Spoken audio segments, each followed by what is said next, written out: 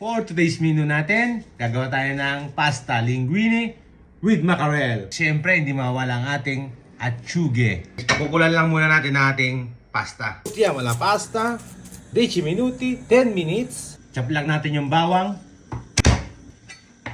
Sunod natin ang ating sili. Then, sunod natin ang ating parsley. Yan. Then, ang ating kamatis. Lagyan lang tayo ng olive oil, 2 tablespoons. Lagyan natin ang ating bawang. Then, sunod natin ang ating atsuge. Mackerel. Vino naman kamay.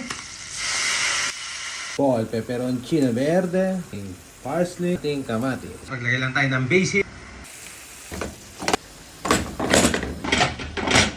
Guys, ito ang ating linguine mackerel.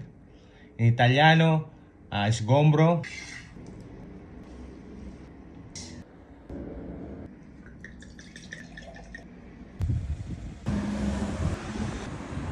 Guys, dito tayo sa terrace namin.